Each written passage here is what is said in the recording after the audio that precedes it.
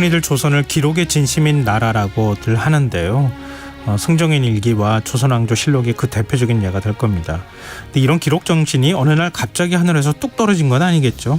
흔적 역사, 오늘은 우리 역사에 나타난 투철한 기록 정신을 살펴보고 그 원류로 꼽히는 고구려 고분벽화에 대해 얘기 나눠보려고 합니다.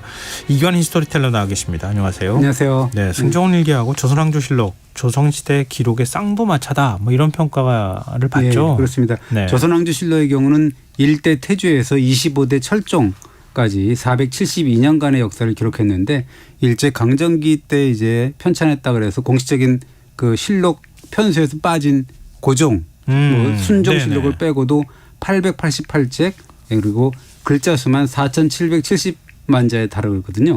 근데 이제 더 기막힌 기록물은 임금의 일거수일투족을 일기체로 정리한 승정원 일기 있잖아요. 보면 그 임진왜란과 이괄해난 1624년이었는데 그걸 겪으면서 해갖고 소실되고 그래서 전기의 거 부분은 다 소실됐는데도 인조에서 순종 4년까지 1910년까지 기록 3,245책이고 남아있고 글자 수만 해서 뭐 거의 2억 2,650만 자 남았습니다. 중국이 자랑하는 25사가 4천만 자가 안 되거든요. 그리고 명실록도 1,600만 자에 달하기 때문에 뭐 명함도 내밀지 못하는 상황이죠.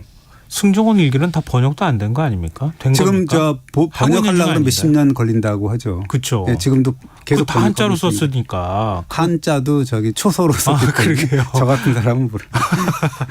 그 고전 번역원에서 주도해서 뭐 하고 그러는데 그만큼 이제 번역도 힘들 정도로 그렇게 많은 이제 기록물인데 그거 다 쓴 사람은 고위 관료가 아니었을 거 그렇습니다. 아니에요. 왜냐하면 저 후배들이 썼겠죠. 뭐 아무래도 지금으로 치면 7급에서 9급 하위직 공무원들이었는데요.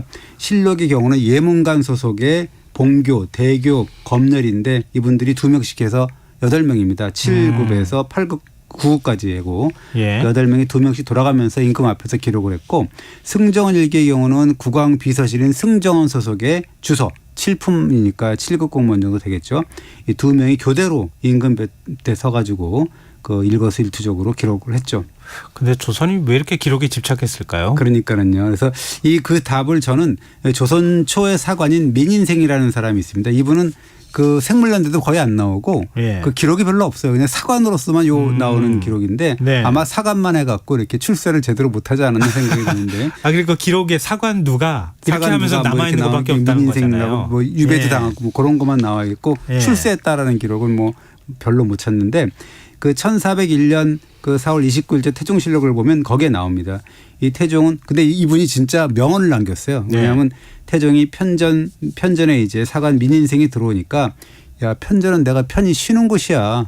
너는 들어오지 마. 사관은 이렇게 짜증을 냈는데 민인생이 뭐라 그러냐면 임금과 대신이 정사를 돌본다. 편전이라고 쉬지만 뭐 시나 불러갖고 얘기할 수 있는 거 아니냐. 거기도 정사를 펼치는데 사관의 출입을 금하면 어떻게 하느냐라고 하면서 정말 그 명언을 남기죠. 폐부를 찌르는 한마디를 던지는데 그 사관의 위에는 하늘이 있습니다라는 말을 이제 유명한 말을 던집니다. 그럼 사관 위에 하늘이 있으니까 임금도 함부로 하지 마라. 그렇습니다. 그것이 이제 시대가 흘러갖고 더 무시무시한 말을 남긴 분들이 또 있는데 영조 때의 일입니다. 1735년이니까만 300년 지났죠.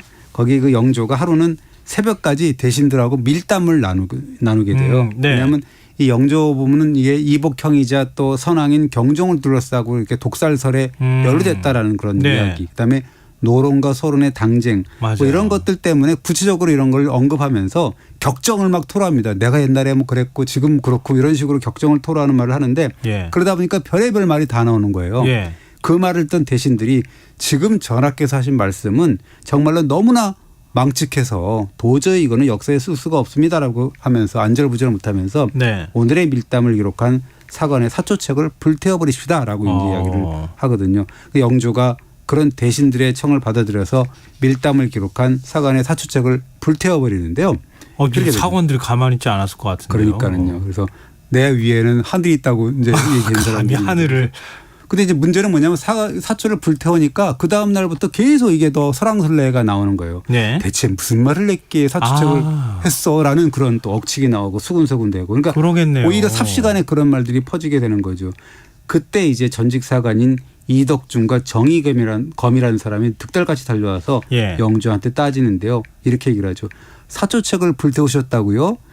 목이 달아나도 사필은 굽힐 수가 없습니다라고 이제 얘기를 하고 예. 이것은 장차 무궁한 폐단을 열게 될 것입니다라고 아주 직격탄을 열게 되는데 저주를 퍼는 거를 마찬가지. 부가단 필불가단이라고 하는 그 유명한 말이죠. 목이 달아나도 사필은 굽힐 수가 없다라는 말. 그리고 아까 얘기했던 사관위에는 하늘이 있다.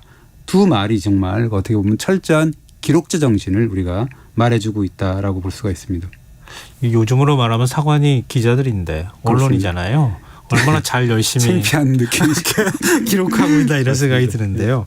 근데 기록 정신의 원류가 고구려 고분벽화라고요? 그렇습니다. 저도 뭐 그 간과했던 부분인데 그러한 추상과 같은 기록자 정신이 어느 날 갑자기 뭐 아까 말씀하셨지만 조선의 하늘에 뚝 떨어진 것은 아니겠죠. 그렇겠죠. 그래서 예. 최근에 그 마침 그 동북아 역사재단의 연구위원 한 분이 고구려 문자문화라는 연구서를 펴내서 제가 이렇게 좀 보니까 이 뭐 문자라는 키워드로 해서 고구려사를 이해하는 연구서인데 네. 제가 이렇게 보니까 연구서 내용 중에 고구려 고분벽화에 등장하는 그런 부분이 있는데 제가 간과했던 주목하지 않았던 저뿐만 아니라 모든 사람이 그랬죠. 기록하는 사람 그림이 있습니다. 거기에 좀 시쳇말로 꽂혔다라고 볼 수가 있죠. 고구려 고분벽화는 저 학교 다닐 때도 본 적 있는 것 같고 그게 뭐 고분벽화가 많은 것도 아니잖아요. 그렇죠. 근데 거기에 기록하는 사람이 있다고요? 근데 그게 있는데 그 네. 부분은 우리가 이제 주목을 하지 않았던 건데요. 예. 우리가 뭐 고분벽화 주인공이 누구냐 뭐 이런 데 관심을 쏟고 그다음에 기껏 관심을 가져봐야 이제 무용총 춤추는 사람 맞아요, 또 뭐 맞아요. 호랑이나 뭐 이 노루 뭐 사슴을 사냥하는 수렵도 예. 그다음에 씨름하는 각저총 예. 뭐 이런 것들만 이제 장면을 떠올리는데 제가 이제 이번에 연구소 덕분에 이른바 전지적 기록자 시점으로 해서 벽화를 한번 쭉 바라보게 됐죠. 어떤 사람일까요? 어떻게 그려져 있을지 굉장히 궁금한데요. 뭐 보통 보면 이제 기록하는 거니까 이제 물품을 기록할 수도 있고 그래서 단순한 그런 게 있는데 근데 이게 손에 붓을 진 모습을 표현한 상형 문자가 하나 있는데 뭐 혹시 뭔지 모르시죠? 어떤 거죠? 역사사자를 보십시오. 역사사자를 보면 역사사자요? 이 상형 문자를 보면 손에 붓을 진 모습이에요. 근데 그것이 그 상형 문자가 나온 것이 상나라 때니까 3,300년 전이거든요. 한번 써보시면 아는데 뭐 3,300년 전이니까 그때부터 이제 뭔가 끄적대는 사람, 기록하는 사람을 이른바 사관이라고 했다라고 볼 수가 있는 역사사자를 역사를 기록했던 사람이다라고 볼 수가 있는 건데요. 네. 그래서 이제 붓을 든 사람이 이제 벽화에 그려졌다면 그것은 그 당대 상황을 후대에 남길 임무를 맡은 기자라든지 혹은 사관으로 우리가 해석을 해도 무리는 아니다라는 건데 사실 그 고구려가 그 건국 초기부터 그 역사서를 편찬했다라는 기록이 사실 삼국사기에 남아 있지 않습니까?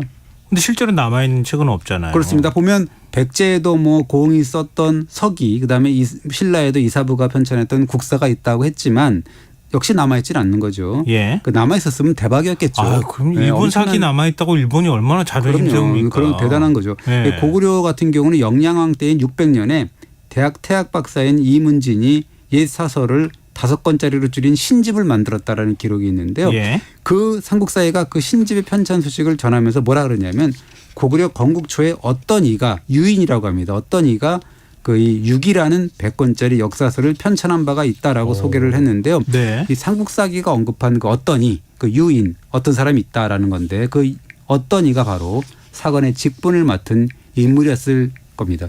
그 인물이 그러면 고구려 벽화에 나오는 거예요? 그렇습니다. 여러분도 그 인터넷에 나온 기사를 보면서 이 이야기를 들으시면 더 좋을 것 같은데요. 덕흥리 고분이라든가 거기 마상 궁술 대회를 검색하시면 쳐보면 아마 기사가 오늘자 기사 나온 게 보일 것 같은데 네네, 거기 네. 벽화가 있거든요. 네. 그 벽화를 보시면서 같이 이 이야기를 들으면 좋을 것 같은데요. 이 평남 남포에 자리 잡고 있는 덕흥리 고분 벽화의 마상 궁술 그림, 마상 궁술이라니까 말 위에서 활 쏘기 시합이에요. 네네. 그림을 보면 경기장에 이렇게 보면 말을 탄 2명의 기사가 쏜살같이 달리면서 기둥 위에 이렇게 써 있는 관역을 쏘고 있고 또 왼쪽 사수, 앞선 사수는 몸을 뒤로 돌려서 활을 힘껏 당기는 이른바 그걸 파르티안 샷이라고 하는데 파르티안 샷 그런 신공을 선보이고 있습니다. 이런 그림은 무용총에도 있는 거 아닙니까? 그렇습니다. 몸을 180도 돌려가지고 이렇게 활을 쏘는 기술 되게 신기한 그런 신공이라고 볼 수가 있는데 그걸 파르티안 샷이라고 하는데 고대 파르티아 왕조의 군기병들이 로마군과의 전투에서 구사한 기술인데 이것이 이제 그 유목민들을 통해서 이제 고구려까지 왔다라고 볼 수가 있는 건데요. 네. 이 고분 벽화를 보면 파르티안 샷을 하면서 말을 달리는 사수가 얼마나 빨리 달렸는지 자세히 보시면 머릿수건에 달렸던 술 장식이 있어요. 그것이 바람에 날려갖고 뒷사수에 그 땅에 떨어져 있는 그런 모습을 보이고 있고 그 두 번째 이제 출전한 사수가 이제 앞선 사람 뒤를 가는데 뭐 관역을 겨누고 있고 이 관역 기둥을 자세히 보시면 첫 번째, 두 번째 관역이 명중돼도 두동강이 나서 떨어져 있고요. 이게 관역이. 네네. 근데 세 개는 이제 앞에 세 개는 남아 있는 그런 상황이고요. 예. 그리고 그림 뒤편을 보면 두 사람이 말을 탄 채 출전 대기 중이다라는 그림이 보입니다. 근데 이거는 요즘에도 계속 전승이 되어 오지 않나요? 마산궁술 뭐 이렇게. 그렇습니다. 예. 근데 그림 자체 요 덕흥리 고분의 요 그림 자체가 이렇게 주목을 별로 못 받은 거죠. 예. 그래서 이 출전 선수지만 가운데 서 있는 세 사람을 보면 굉장히 재밌는데 뭐냐면 오른쪽 두 사람은 뭔가 심판 같아요. 그래서 심판인데 뭔가 경기하는 장면이 재밌었는지 뭐했는지 자세히 보시면 웃음기 띈 표정으로 경기를 지켜보고 있다. 두 사람은. 중요한 것은 그 앞에 서 있는 인물인데 이 사람을 자세히 보면 허리를 구부리고 뭔가를 끄적대고 있습니다. 약간 허리를 구부리고. 그래서 저는 그래서 이 연구자한테 이렇게 물어봤더니 그 연구자가 디테일한 설명을 해 주는데 저는 정말 놀라 넘어지는 줄 알았어요. 어떻게 설명을 했는데요? 그게 뭐냐면 북한이 간행했던 그런 벽화 도감이 있는데 그 화상이 좋거든요. 그 부분을 확대해서 봤더니 긴 그 사각형 형태의 목관입니다. 목관이 옛날에 종이 형태였잖아요. 목관을 자세히 보니까 세로로 선을 이렇게 가운데로 쭉 두 부분으로 나눴고 양쪽에 T자 같은 부호로 표기를 해놨더라고요. 그 기록하는 사람이. 아, 그게 그림에서도 보일 정도예요? 보입니다. 근데 그 무슨 부호인가 생각을 해봤는데요. 가만히 생각했으니까 관역을 두 개 아까 맞췄다 그랬잖아요. 아, 발을 정자 쓰듯이. 정자로 해갖고 두 개를 T로 이렇게 한 것 같은 느낌이 들었어요. 저 같은 경우는 그렇게 봤거든요. 그래서 아, 이 점이라고 한 건가? 그리고 뒤에 있는 심판원들은 이 점이야 하면서 이렇게 웃는 그런 모습이 아닌가 그런 생각이 들더라고요. 와, 그게 보인다는 게 정말 대단한데. 그럼 그러니까 성적을 기록하는 사람이었던 거 아니에요? 그 인물의 앞쪽에 보면 사희 주기인이라고 이렇게 글자가 써 있습니다. 그 사람이 뭐냐면 이제 마상궁술, 그러니까 말 타고 활쏘기 대회 기록자다라는 글씨가 써 있는 건데요. 이 사희 주기인이라는 사람이 이 사람의 직책이죠. 한마디로 얘기하면. 근데 말씀하신 대로 뭐 인물은 사실은 그 기록원일 수가 있어요. 대회에. 그런데 이제 제가 사실은 스포츠 기자 출신이라고 말씀을 지난번에 드린 것 같은데 예전에 야구나 축구나 이런 그 탁구 같은 스포츠 종목 경기를 취재할 때 보면 경기 점수를 그때 기록지로 이렇게 기록을 해요. 야구 같은 경우 특히나 이렇게 기록을 하는 그런 게 있거든요. 그래서 경기상을 체크해서 그 체크 내용을 토대로 해서 기사를 씁니다. 요즘은 어떤지 모르겠어요. 제가 안 해봐가지고 경기상을 복귀하면서 하는 건데 그래서 저는 이 사희 주기인을 어떻게 보면 뭐 기록원일 수도 있겠지만 그 고구려 시대의 스포츠 기자다라고 우리가 이제 표현할 수 있겠다. 제가 기자이기 때문에 하는 건데 예를 들자면 경기 결과를 보고하고 또 그 여러 사람에게 그 스코어나 이런 것들을 경기 소식을 알렸다면 그게 기자죠. 뭐 누가 기자입니까? 그렇죠. 기록하는 사람인데요. 기록하는 사람이니까 그렇게 해도 그리고 사관이라고 할 수도 있고 무리는 아니겠다라는 생각이 들더라고요. 야, 이게 어떻게 그러니까 이게 터무니없는 상상이 아니라 그림 그대로를 해석한 거잖아요. 그렇습니다. 그림을 보면은 우리가 그냥 아는 만큼 보인다 그러는데 그냥 그렇죠. 지나가면 몰라요. 그냥 기록하는 사람만 보이는데. 조그마한 걸 어떻게 알겠습니까? 그러니까 그걸 맥락을 자세히 보면 정말 기가 막힌 그런 내용이 풍속과 같은 느낌이 나와 있는 거죠. 정말 이거 뭐 사실적인 내용을 담은 풍속도라고도 볼 수 있겠네요. 그렇습니다. 그래서 이 감탄사가 나오는데 그 마산궁술대가 그려진 그런 덕흥리 고분의 주인공이 사실은 그 주인공이 누구냐에 관심을 많이 가지고 있었는데 이분이 408년에 광개토대왕 때입니다.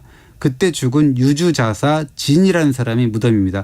그 진이라는 사람의 무덤에 나온 그런 명문이 그렇게 쓰여 있기 때문에 이제 알 수 있었는데 이 사람은 건의 장군이라고 그다음에 국소대영 뭐 이런 관직을 보냈고 그다음에 요동 태수를 거쳐서 유주자사를 지는 굉장히 고위 인물이었어요. 그래서 이제 고분의 진이라는 그 인물의 휘하 관리들이 막 등장을 해서 그 진이라는 사람한테 업무를 보고하는 그런 그림이 또 나와 있어요. 옆에 나와 있는데 이 그림에서도 기자가 보인다라는 거죠. 아, 그래요? 이번에는 어떤 모습인지 궁금한데요. 이 그림을 보면 그림을 이제 보시면 알겠는데 하급 관리인 듯한 사람이 감투 쓴 사람한테 뭔가 바치고 있습니다. 그리고 이 감투 쓴 사람이 오른쪽을 보면 머리 수건을 하고 노란색 옷을 입은 사람이 옆을 이렇게 돌아보면서 그 내용을 마주대면서 이렇게 옆에 사람한테 또 이야기를 하고 있어요.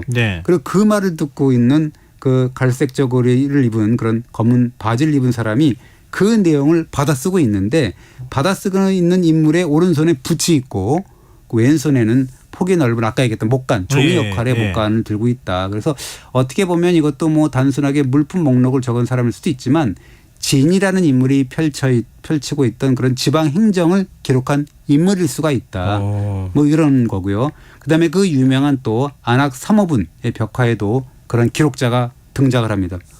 옛날에 우리가 그 역사책에서 학교 다닐 때 배웠던 거 고분이 다 나오는데요. 그렇습니다. 안악 삼호분 굉장히 유명한 고분이죠. 예. 그래서 이 무덤의 주인공이 굉장히 뭐 헷갈려가지고 설왕설래가 있는데 예. 이 고구려 왕이다. 그래서 뭐 미천왕이니 혹은 고국원 왕이다라는 설이 있고 그다음에 네. 중국 기와인인 동수다라는 설로 나뉘는데 그렇든 저렇든 간에 뭐 어쨌든 우리나라 사람이잖아요. 고구려 사람이잖아요. 네. 귀화를 했던 당대의 또 간에. 시대상을 기록한 거니까. 그렇죠. 그리고 네. 그런 상황이고 이 주인공이 누구든 간에 이 고분이 마치 지하궁전을 방불케 할 정도로 어마어마한 규모를 자랑하고 있다라고 하거든요. 왕릉급이다라고 볼 수가 있는데요. 예. 그래서 이 무덤 주인공이 정사를 펼치는 그림도 있고 그리고 250명이나 등장하는 대행렬도가 나옵니다. 네. 행렬을 하고 있는데 그 사람 수가 250명이나 돼요. 그런 벽화를 장식하고 있는데 주인공이 정사를 펼치고 있는 장면을 그린 이른바 정사도라고 하는 그림이 있는데 예. 여기서 이제 기자가 보인다는 거죠. 그러니까 왕일 수도 있는 거 아니에요? 그 무덤 주인이. 그렇습니다. 그러면 실제로 그걸 기록한 사람이라고 하면 사관일 수도 있겠는데요. 그렇습니다. 이 묘 주인공을 중심으로 해서 좌우에 두 사람의 신하가 그려져 있는데 네. 관찰자의 시선에서 볼 때 오른쪽에 있는 사람은 뭔가 관리 직책의 성사라는 사람인데 무릎을 꿇고 뭔가 두 손으로 문서를 받쳐든 채 주인공한테 보고를 하고 있어요. 왼쪽의 인물을 보면 기록 담당 관리를 뜻하는 기실이라는 직책이 적혀 있습니다. 아, 한자로요? 한자로 적혀 있고 이 기실이라는 사람은 오른쪽에는 붓을 들고 있고 왼쪽에는 목관을 들고 있고 뭔가를 열심히 기록하고 있는데요. 그래서 이것은 뭔가 그 주인공 오른쪽에 있는 성사라는 관리가 보고하고 있는 내용을 받아 적고 있거나 뭐 사관 같은 그런 느낌이죠. 예. 아니면 보고 후에 주인공이 내리는 명령이라든지 지시 내용을 기록하는 것일 수도 있다라고 볼 수가 있는 거죠. 아, 그러니까 고분벽화 보니까 조선시대 그 기록문화라는 게 결국은 고구려 시대 때부터 시작됐구나 이렇게 해도 과언이 아니네요. 예를 들자면 조선시대 사극 보면 국왕 옆에서 기록하고 있는 사관과 다를 바가 없지 않습니까? 기실 그렇죠. 옆에 있고 그런 거기 때문에. 그래서 이 뭐 기록자니 기자니 사관이라도 표현할 줄 만큼 그런 인물 모습들이 다른 벽화에도 여러 보이는데요. 예를 들면 6세기 전반에 조성된 그런 집안 그 지안의 퉁거우 사신청의 벽화 여기서도 기록자의 모습이 보이는데 이 기록자는 정말 되게 적나라하게 보입니다. 머리를 좀 풀어헤치면서 그 무릎을 꿇고 왼발을 세운 자세를 취하고 있는데 뭔가 오른손에 붓을 들고 있고 왼손에는 두 번째 손가락으로 목간에 바닥을 받쳐서 뭔가 손바닥을 감춘 채 뭐 이렇게 뭐 뭔가를 쓰고 있고 무용청 벽화에도 아까 얘기했던 뭐 춤추는 사람이라든가 사냥 그런 그림 외에도 어떤 기록자가 평상에 걸터 앉아서 무언가를 기록하고 있다라는 건데 이분도 뭐 오른쪽 다리를 왼쪽 다리에 올려놓고 뭐 이런 식으로 하는데 뭐 앉은 자세니까 뭔가 편안해 보이기는 하지만 뭐 그런 상태에서 사실 허리를 세우고 계속 기록하고 있다고 생각을 해보면 그조차도 좀 힘든 그런 자세가 아니었을까라는 생각이 들죠. 원래 노트북 많이 쓰면은 허리 휘고 뭐 목 디스크 오고 그러잖아요. 그렇습니다. 그 당시에 사관들도 비슷했을 것 같은데요. 그래서 이 기록자 자세와 관련해서 조선연조에서 흥미로운 일화가 있는데 성종 때 사관이 문제를 제기합니다. 저희가 사관이라는 사람들이 맨날 땅바닥에 엎드려서 머리를 들지 못합니다.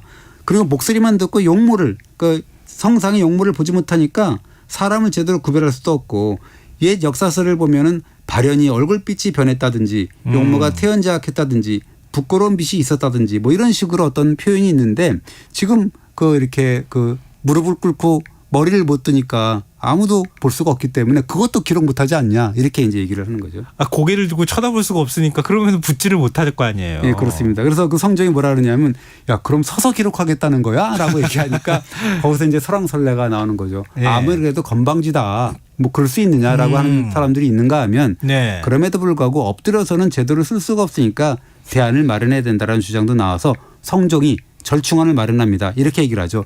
그래? 그러면 앉아서 기록해. 라고 이제 성종이 얘기를 하죠. 다른 시간마다 다 엎드려 있어도 사관만은 앉아서 임금을 똑바로 쳐다보고도 기록할 수 있는 위치였다. 이렇게도 볼 수 있겠네요. 예, 그렇습니다. 근데 이 뭐랄까 사관 얘기를 들으면서 요즘 시대의 기자 역할이나 이런 것을 자꾸 떠올리게 돼요. 네, 그렇습니다. 이게 하루 종일 꿇어앉아서 임금과 신하들의 일거수일투족을 놓치지 않으려고 분투했던 그 사관들의 노고가 얼마나 컸을까 하는 생각이 드는데 그 뭐 고구려 고분벽화를 봐도 그런 고단함이 느껴지잖아요. 막 앉아갖고 막 이렇게 하고 자세도 이렇게 안 좋고 막 이러는 게 보이는데 그래서 이제 그런 분들 덕분에 지금 1500년 전, 600년 전, 300년에 살았던 그런 조상들의 과 또 이렇게 시공을 초월한 소통도 할 수가 있는데 과연 그 우리는 지금 이 시대의 기자들이나 사관들, 역사가들이 과연 그 제대로 역사를 기록하고 있는지 목이 달아나도 뭐 사필 굽힐 수 없을 정도로 그렇게 과연 말할 수가 있는지 참 궁금합니다. 저도. 노력해야겠습니다. 네, 그렇습니다. 네. 언론인들이 잘해야 될 것 같아요. 네. 그 고구려 고분벽화들 많이 좀 찾아보고 자세히 좀 들여다봤으면 좋겠다는 생각이 듭니다. 네. 오늘 말씀 고맙습니다. 감사합니다. 현재 역사 지금까지 이기환 히스토리텔러였습니다. 김성환의 시사야 오늘 순서 여기서 마칩니다. 모바일 쿠폰 당첨자는 홈페이지 공지사항에서 확인하실 수 있습니다. 편안한 밤 되시고요. 지금까지 시사평론가 김성환이었습니다. 고맙습니다.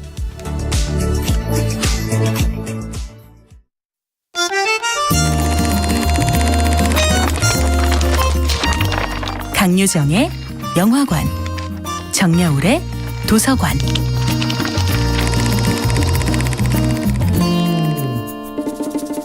안녕하세요. 여러분과 아름답고 풍요로운 책 이야기를 나누고 있는 작가 정여울입니다.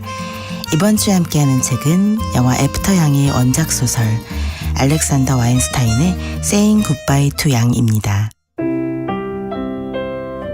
인공지능 로봇 양은 신제품이 아니라 몇 번이나 수리된 중고 제품이기 때문에 정당한 AS를 받을 수 없고 워낙 고장이 심해 더 이상 수리가 불가능하니 양의 메모리 장치만 가져가겠냐고 묻는 엔지니어에게 주인공 제이크는 차마 그러겠다고 말하지 못합니다. 마치 양의 머리만 잘라 가져가는 기분, 양의 기계장치 일부만 가져가는 기분을 도저히 참을 수 없는 스스로를 발견한 것입니다. 제이크는 양을 평범한 사물처럼 취급하는 타인의 시선을 견딜 수 없는 자신을 발견합니다. 제이크는 양의 기계장치 일부를 가져가고 싶은 것이 아니라 죽은 양을 되살려서 데려가고 싶었던 것이 아닐까요? 제이크는 양의 메모리 장치를 들여다보면서 비로소 양의 시선으로 자신의 가족을 바라볼 수 있게 됩니다. 양의 기억 장치 속에는 과연 무엇이 들어있을까요? 제이크는 진심으로 궁금해집니다. 양은 단순한 기계가 아니었습니다. 단지 기계로서 프로그래밍 되어 있었다 할지라도 이미 미칸의 가족과 오랫동안 함께하면서 그들의 거의 모든 감정을 공유하며 친밀하게 지낸 양은 기존의 기계 장치와는 다른 제2의 삶을 살고 있었던 것입니다. 양에게 여자친구가 있었다는 것을 알게 된 제이크는 더욱 당황합니다. 양에게 우리가 모르는 삶이 있다는 것, 나아가 양이 감정을 학습하고 느낄 수도 있을지도 모른다는 가능성은 제이크를 또 한 번 당황하게 합니다.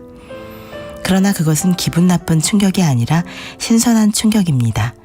경이로운 기쁨이기도 하지요.